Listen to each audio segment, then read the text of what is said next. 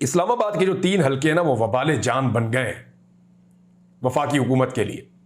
वो इसलिए कि अगर इस्लामाबाद के 3 हलके खुल गए, खुल तो चुके हैं वो अगर छिन गए PMLN से और असली हकदारों को मिल गए जो कि पाकिस्तान तहरीक इंसाफ के हमायती याफ्ता उम्मीदवार थे, तो ये एक बहुत बड़े बंद के अंदर शगाफ पड़ जाएगा। और आप जानते हैं ना कि जब बंद में शगाफ पड़ता है तो सारा पानी एकदम निकल जाता है, फिर उस शगाफ को आप रोक नहीं सकते, फिर वो बहुत तेजी से फैलता है और हर चीज बाहर आ जाती है।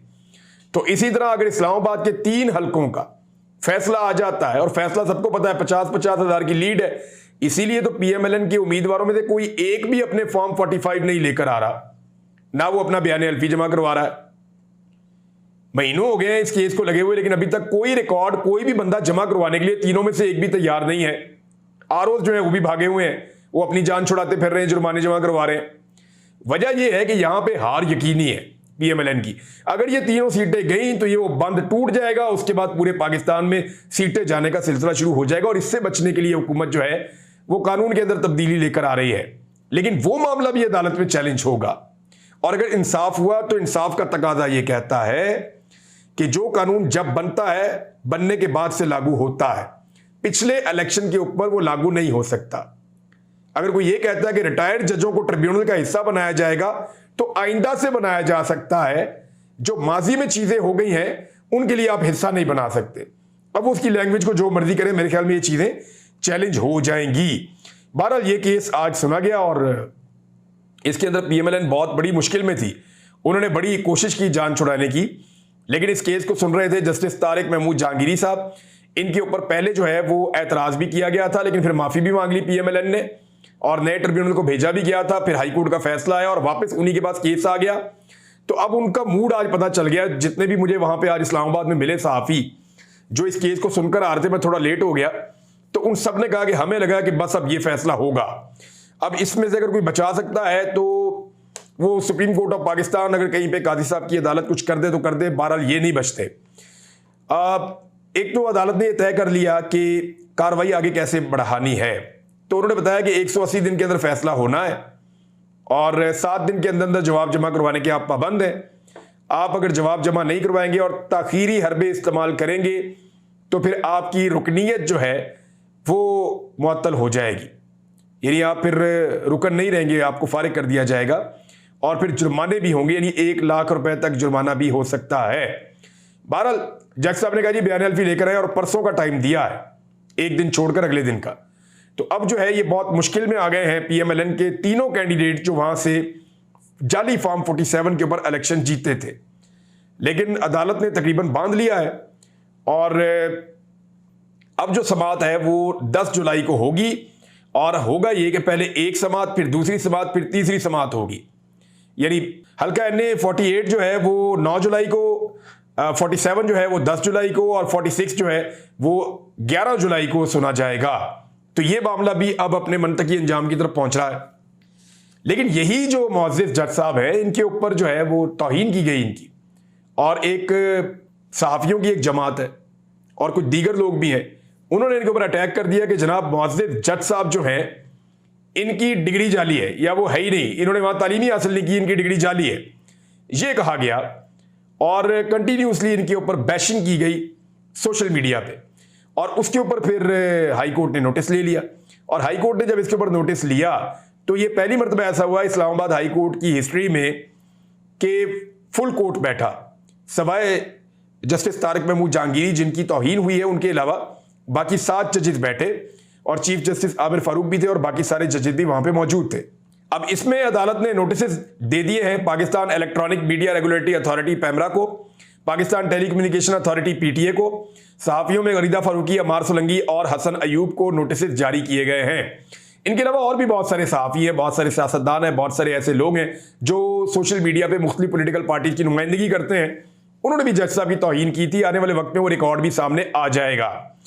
यहां पे आमिर फारूक साहब ने कहा कि अडियाला में वक्त गुजारना पड़ेगा उन लोगों को, गर्मियों की छुट्टियां जिन लोगों ने ये तौहीन की है, लेकिन फिर गर्मियों की छुट्टियों के बाद अब इसकी अगली समाअत होगी, ये भी हमें पता चला। उसके बाद अब खुद से तो मुजरिम जेल में नहीं जाएगा, लेकिन देखते हैं कि इसमें होता क्या है, क्योंकि ये केस गले पड़ेगा। बाकी जो 6 जजेस हैं उनका मौक़िफ़ बड़ा क्लियरली नज़र आ रहा है और जो अदालत की टोन है उससे पता चल रहा है कि तमाम जजेस, क्योंकि वह सहाफ़ी ये बता रहे थे कि तमाम जजेस ने फैसला किया है कि वो इस नौइयत की तौहीन अपने साथियों की नहीं होने देंगे। जस्टिस मियां गुल हसन औरंगजेब साहब ने रिमार्क्स दिए कि जजेस के खिलाफ मुहिम चली मगर हुकूमत ने कोई एक्शन नहीं लिया, वजीर कानून और अटॉर्नी जनरल ने कोई बात नहीं की, इसका मतलब है आप इसकी हमायत कर रहे हैं। नाज़रीन, एक और बहुत बड़ा केस लगा हुआ है सुप्रीम कोर्ट ऑफ पाकिस्तान में और वो केस पाकिस्तान तहरीक इंसाफ के लिए बहुत ज़्यादा अहमियत का हामिल है। केस है जनाब फौजी अदालतों में सिविलियन ट्रायल के मुतालिक, यानी यहाँ फौजी जो है वो मिलिट्री कस्टडी के अंदर पाकिस्तान तहरीक इंसाफ से ताल्लुक़ रखने वाले बहुत सारे लोग मौजूद हैं और वो गुज़िश्ता 1 साल से कैद में है और उन लोगों के ऊपर फौजी अदालतों में केसेस चल रहे हैं। ये मामला सुप्रीम कोर्ट ऑफ पाकिस्तान में आ गया और सुप्रीम कोर्ट ऑफ पाकिस्तान में ये केस लग नहीं रहा था। बिलाखिर अब ये केस लगा है और इस केस में 7 रुकनी लार्जर बेंच मौजूद है। लेकिन इसमें जो है वो हसनात मलिक साहब जो हैं सीनियर जर्नलिस्ट हैं, उनका ये कहना है कि फौजी अदालतों के केस में कादी साहब ने मुनीब अख्तर साहब के कहने पर, जस्टिस मुनीब अख्तर, उनके कहने पर 9 जजेस को बेंच में क्यों नहीं बनाया, ये उन्होंने इसकी वजह बयान की है। 7 रुकनी बेंच क्यों बनाया? अतरमुल्लाह को अहम केसेस से दूर रखा जा रहा है, जस्टिस अतरमुल्लाह साहब को। 9 रुकनी बेंच बनता तो जस्टिस अतरमुल्लाह इसका हिस्सा होते और वो 2 दिन में इसका फैसला कर देते। जस्टिस अतरमुल्लाह को कादी साहब से इख्तलाफ करने और इंसानी हकूक की पामालियों, धांधली पर सवालात करने की वजह से अहम बेंचेस में नहीं बिठाया जा रहा। ये जनाब हसनात मलिक साहब का मौक़िफ़ है इस सारे मामले के ऊपर।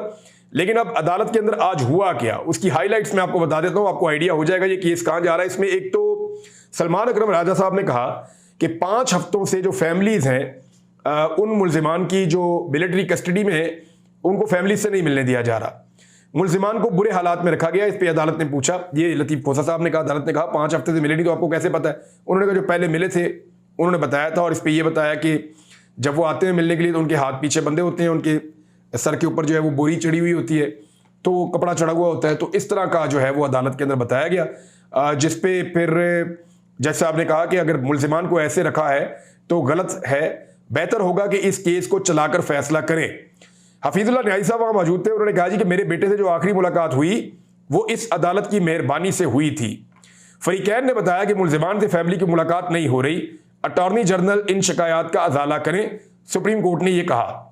अच्छा, एक और चीज जज साहब ने कही, जस्टिस जमाल मंदोखेल साहब ने, उन्होंने कहा कल रात केस का रिकॉर्ड में देख रहा था, रिकॉर्ड के मुताबिक जिन्ना हाउस लाहौर को भी आग लगाई गई थी। ये बाद में देखेंगे कि कायदे आज़म जिन्ना हाउस में कितने दिन रहे। ज़ियारत में कायदे आज़म रेजिडेंसी को आग लगाई गई थी। ज़ियारत वाक़े पर शोहदा फाउंडेशन कहाँ थी, कितनी दरखास्तें दायर की, यानी वो भी जिन्ना हाउस था, वो भी जिन्ना हाउस था, वहाँ तो कायदे आज़म बहुत अरसा रहे हैं, तो उसके जलने के ऊपर आपने कितनी दरखास्तें दी और यहाँ पे जो लाहौर कोर कमांडर हाउस या जिसको जिन्ना हाउस कहते हैं, यहाँ कायदे आज़म कितना अरसा रहे, इस बारे में सवाल उठाया जज साहब ने। उन्होंने एक और बात पूछी, जस्टिस अमीरुद्दीन खान साहब ने बराह रास्त नशर करने के हवाले से उन्होंने कहा जी कि ये सहूलत सिर्फ कोर्ट रूम नंबर 1 में है, क्योंकि जो है वो एक जो वकील साहब हैं वो ये चाहते थे कि इस केस को फैसल सिद्दीकी साहब कि इसको बराह रास्त दिखाया जाए, लेकिन फिर बाद में उन्होंने अपनी दरखास्त वापस ले ली और उन्होंने कहा जी इस केस का जल्दी फैसला किया जाए। एतजाज हसन साहब ने जो है वो एक शेर का मिसरा पढ़ के सुनाया जालिब साहब का, उन्होंने कहा कि हालात का मातम था, मुलाकात कहाँ थी। तो फिर जस्टिस जमाल मंदोखेल ने कहा हमें शेर व शायरी नहीं आती, असल केस आप चलने दें। हफीजुल्लाह न्याई साहब ने बड़ी तकलीफ दे बात की, उन्होंने अपने हाथ में आइन की किताब उठाई हुई थी। मुझे याद आ गया एक दिन उनके बेटे ने भी आइन की किताब उठाई हुई थी और उसके हाथों में हथकड़ी थी। उन्होंने कहा मेरा बेटा 11 माह से जेल में रिमांड पर है, बताएं आइन में कहाँ लिखा है। मौलाना अबुल कलाम ने कहा था कि सबसे बड़ी नाइंसाफी जंग के मैदानों में या इंसाफ के ऐवानों में होती है। ये बात हफीजुल्लाह न्याई साहब ने कही और बड़ी गहरी बात है जो उन्होंने की है।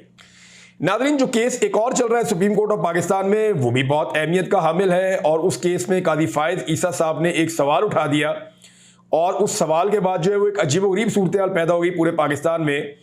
और कादी साहब ने यानी सुप्रीम कोर्ट में NA 81 में लीगी रहनुमा अजहर क़यूम नारा की इंतखाबी उजरदारी पर समाअत हो रही थी और वकील एहसन बोन जो है वो दलाइल दे रहे थे कि दोबारा गिनती में मेरे मुवक्किल कामयाब करार पाए, इंतजामी अफसर के फैसले के खिलाफ मेरा मुवक्किल इलेक्शन कमीशन चला गया। यहां पे जो है वो जस्टिस अकील अब्बासी ने रिमार्क्स दिए कि रिटर्निंग अफसर ने दोबारा गिनती की दरखास्त पर ऑर्डर नहीं किया। रिटर्निंग अफसर दोबारा गिनती का कानून के मुताबिक पाबंद था। और वकील एहसन बून ने बताया जब कि 9 फरवरी को रिटर्निंग अफसर ने फॉर्म 47 जारी किया था तो कादी साहब ने एक अजीब बात पूछ ली। कादी फायद ईसा साहब ने कहा कि फॉर्म 47 क्या चीज है, कानून में फॉर्म 47 को क्या कहते हैं, फॉर्म 47 के लिए कानून में क्या लफ्ज इस्तेमाल किया गया है। इसका जवाब वकील साहब ने तो दिया, लेकिन मैं जरा थोड़ा सा पब्लिक को बता दूं, कादी साहब का तो नॉलेज बहुत है। फॉर्म 47 वो पेज होता है जिसके ऊपर तमाम फॉर्म 45 के ऊपर जितने वोट डाले गए होते हैं उनको जमा करके लिख लिया जाता है। मिसाल के तौर पे एक हलके में अगर 200 पोलिंग स्टेशन है तो उन 200 पोलिंग स्टेशन में अगर एक जमात जिसका नाम है अलिफ, उस जमात को 1 लाख वोट पड़ा है तो फॉर्म 47 में वहां जमा करके लिख दिया जाता है कि 1 लाख वोट जमात अलिफ को पड़ गया है। फिर बेजमात आ जाती है, बेजमात को जो है वो 80,000 वोट पड़ा है फॉर्म 45 के मुताबिक सारे 200 पोलिंग स्टेशन में इकट्ठा करके, तो वहां लिख दिया जाता है कि बेजमात को फॉर्म 47 में 80,000 वोट पड़ा है। फिर तीसरे नंबर पे जो जमात आती है उसके बारे में आपको पता चलता है। इस तरह ये फॉर्म 47 बनता है फॉर्म 45 की बुनियाद के ऊपर। हुआ ये है एक्चुअली पाकिस्तान में जो चोर बाजारी हुई है वो ये हुई है कि फॉर्म 45 के ऊपर कोई और उम्मीदवार जीत रहा था और फॉर्म 47 के ऊपर किसी और उम्मीदवार को जितवा दिया गया है। अब एक और दौड़बी की जा रही है जो फॉर्म 45 के ऊपर हो रही है, वो इंकशाफ और वो पोल मैं खोलने जा रहा हूं अगले वीलॉग में, और मैं आपको बताऊंगा वो हकायक जिनको झुटलाया नहीं जा सकता, इलेक्शन कमीशन भी नहीं झुटला सकता, वो सारी चीजें मैं आपके सामने रखूंगा। बहरहाल मुझे लगता है कि मुअज़्ज़िज़ जज साहिबान कल केस सुनने जा रहे हैं 9 तारीख को, और केस लगा हुआ मखसूस नशिस्तों का। वहां शायद जो साथी जज साहिबान है फॉर्म 47 के ऊपर शायद कोई राय दे सके या कोई अच्छी बात कर सके। हम देख रहे हैं उस केस को भी, बाकी केसेस भी आपके साथ शेयर करते रहेंगे। बड़ी इंपॉर्टेंट चीजें आपके साथ मैंने और भी शेयर करनी है, लेकिन एक चीज मैं आपको जाते जाते बताऊं, आज यास्मीन राशिद साहिबा ने क्योंकि उनका ट्रायल अदालत के अंदर होता है दहशतगर्दी के हवाले से, तो उन्होंने एक बात की है और वो जुमला मैं आपके सामने पढ़ के सुनाना चाहता हूं। शाकिर महमूद ऐवान साहब ने इसको रिपोर्ट किया। यास्मीन राशिद साहिबा ने कहा कि मुझे सिर्फ 2 दिन के लिए जमानत पर रिहा किया जाए। डॉक्टर यास्मीन राशिद ने कहा, जज ने पूछा कि आपने 2 दिन के लिए बाहर जाकर करना क्या है, तो 2-4 जलसे जुलूस करवाकर वापस आ जाऊंगी। डॉक्टर यास्मीन राशिद साहिबा ने यह जवाब दिया। इस पे जज साहब मुस्कुराने लगे। अब एक्चुअली ये डॉक्टर यास्मीन राशिद साहिबा ने बड़े लतीफ अंदाज में बाहर मौजूद क़यादत को शायद गैरत दिलाने की कोशिश की है। 70 साल से ऊपर उनकी उम्र है, कैंसर की वो पेशेंट हैं, 1 साल से वो जेल में हैं, तकलीफ बर्दाश्त कर रही हैं, लेकिन 2 दिन की छुट्टी मांग रही है कि जलसे जुलूस मैं करवा लूंगी बाहर जाके।